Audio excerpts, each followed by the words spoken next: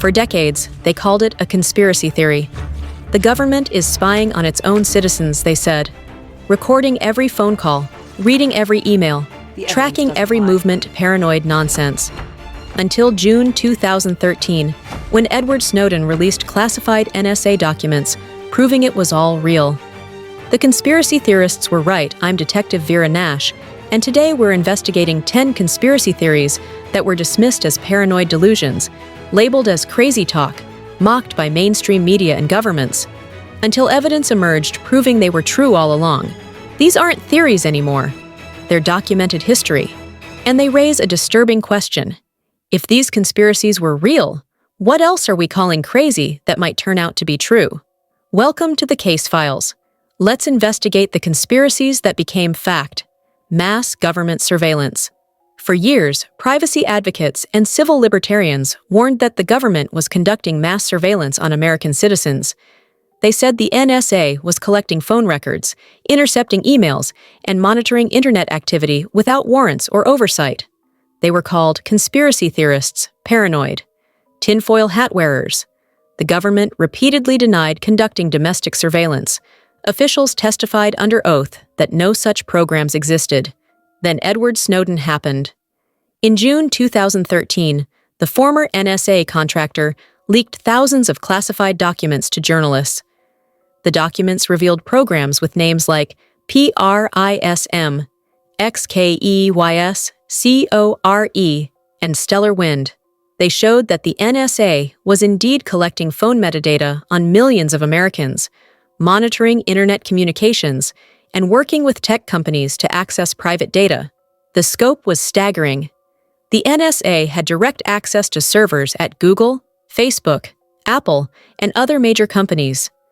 They were collecting information on people who weren't suspected of any crime. They were building a comprehensive database of American communications. The revelation shocked the world.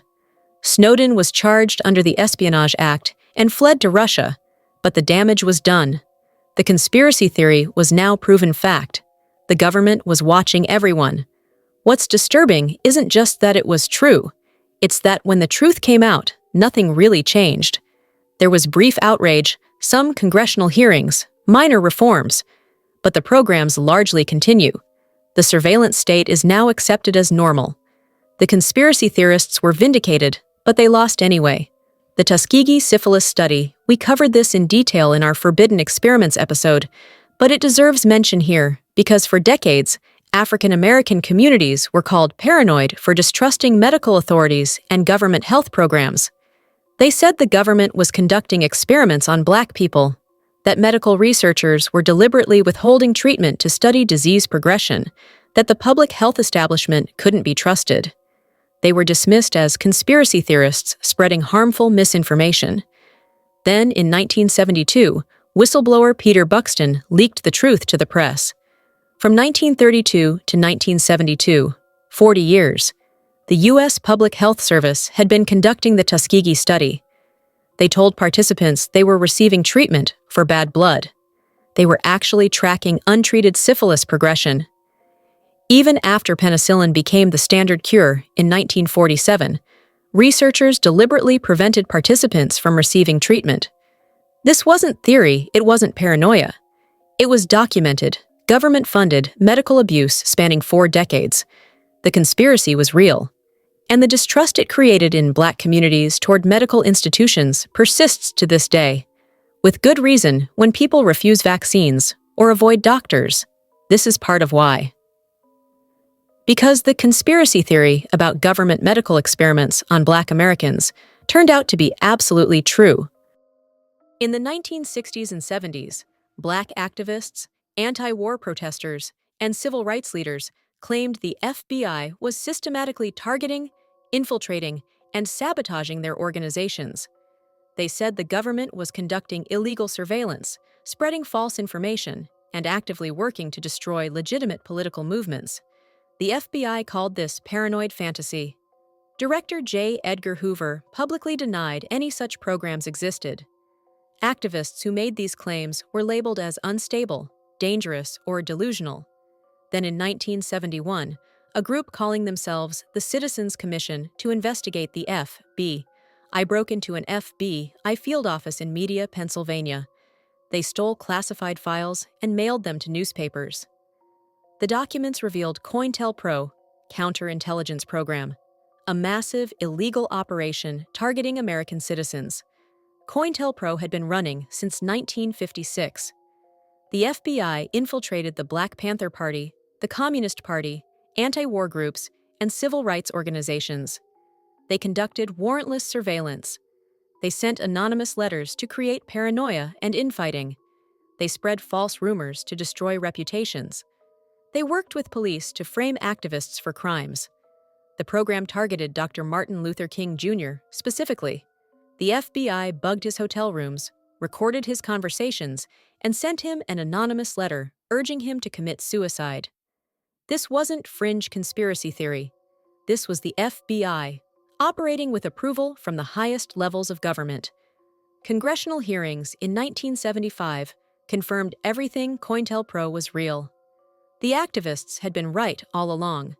The government was conducting a secret war against its own citizens for exercising constitutional rights. The program was officially discontinued in 1971 after exposure. But was it really? Or did it just go deeper underground? MK-Ultra. Throughout the Cold War, stories circulated about CIA mind control experiments. People claimed the government was testing LSD on unwitting subjects, conducting psychological torture disguised as research, and attempting to create programmed assassins. These claims were dismissed as paranoid Cold War hysteria. The CIA denied everything. The stories were too outlandish to be true. Manchurian candidates? Mind control? It sounded like bad science fiction. Then, in 1975, congressional investigations and Freedom of Information Act requests revealed the truth. MK-Ultra was real. From 1953 to 1973, the CIA conducted hundreds of experiments on unwitting American and Canadian citizens. They dosed people with LSD without consent. In bars, restaurants, anywhere they conducted prolonged sensory deprivation experiments. They used electroshock therapy, paralytic drugs, and psychological torture. They hired universities and doctors to conduct research without telling subjects they were part of a CIA program. One scientist, Frank Olson, died after being dosed with LSD. His death was ruled a suicide, but his family believes he was murdered. Multiple subjects experienced permanent psychological damage. The experiments produced no useful results, but destroyed countless lives. In 1973, CIA Director Richard Helms ordered MK-Ultra files destroyed, but some survived. The conspiracy theory was proven fact. The government really was conducting illegal mind control experiments on its own citizens for 2 decades. What's terrifying is that MK-Ultra is only what we know about because some files survived. How many other programs were successfully erased? Operation Northwoods. In the 1960s, some Americans suspected that the government might stage false flag attacks to justify military action. They were called conspiracy theorists. The idea that the U.S. government would deliberately attack its own citizens or allies to manufacture justification for war was considered absurd. Then, in the 1990s, declassified documents revealed the business plot. In 1933, retired Marine Corps Major General Smedley Butler testified before Congress that wealthy businessmen had approached him with a plan to overthrow President Franklin D. Roosevelt in a military coup. Butler claimed that a group of Wall Street financiers and business leaders wanted him to lead 500,000 veterans in a march on Washington, remove Roosevelt, and install a fascist government friendly to business interests. The plot was allegedly backed by some of the wealthiest and most powerful men in America. This sounds insane. A fascist coup attempt in the United States, orchestrated by leading businessmen? It was immediately dismissed as Butler's paranoid fantasy. Congressional investigations were limited. No one was prosecuted. The story was buried. But congressional testimony confirmed Butler was telling the truth. The House Un-American Activities Committee concluded that the plot was real, though it downplayed the seriousness. Butler was a highly decorated, credible military leader. not prone to fabrication. Why was there no prosecution? Because the alleged conspirators were too powerful. They included members of the DuPont family, executives from J.P. Morgan, and other titans of industry. Going after them would have been political suicide. The business plot proves that wealthy elites in America have, at least once, attempted to violently overthrow democracy when they felt their interests were threatened. It wasn't conspiracy theory. It was conspiracy fact. And they got away with it. The Gulf of Tonkin Incident. For decades, anti-war activists claimed that the United States had fabricated or exaggerated an attack to justify escalating the Vietnam War. They said the Gulf of Tonkin Incident, which led to Congress passing the Gulf of Tonkin Resolution, authorizing military force, was either made up or deliberately misrepresented. They were dismissed as unpatriotic conspiracy theorists undermining the war effort. The government insisted that North Vietnamese torpedo boats had attacked U.S. destroyers in international waters without provocation on August 4, 1964. This justified massive escalation of American involvement in Vietnam. Then in 2005, declassified NSA documents revealed the truth. The second attack, the one that triggered the resolution, never happened. It was based on misinterpreted radar signals and panicked reports. The NSA and Pentagon knew there was no second attack, but reported it as confirmed to justify military action. Defense Secretary Robert McNamara later admitted the second attack didn't occur. President Johnson reportedly said, "For all I know, our Navy was shooting at whales out there." The Gulf of Tonkin Resolution led to massive escalation. Over 58,000 American soldiers died in Vietnam. Millions of Vietnamese died. The entire war escalated based on an incident that didn't happen. The government knew it didn't happen. They lied deliberately to justify war. The conspiracy theorists were right. The government did fabricate justification for war. How many other wars began with lies we haven't uncovered yet? CIA drug trafficking. Throughout the 1980s and 90s, communities devastated by the crack cocaine epidemic claimed the CIA was involved in drug trafficking.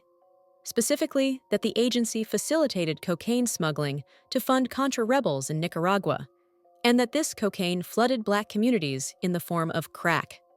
This was dismissed as racist conspiracy theory. The idea that the U.S. government would deliberately allow drugs into black neighborhoods was considered offensive paranoia. Journalist Gary Webb published a series called Dark Alliance, investigating these claims. He was professionally destroyed. Major newspapers attacked him. His career was ruined.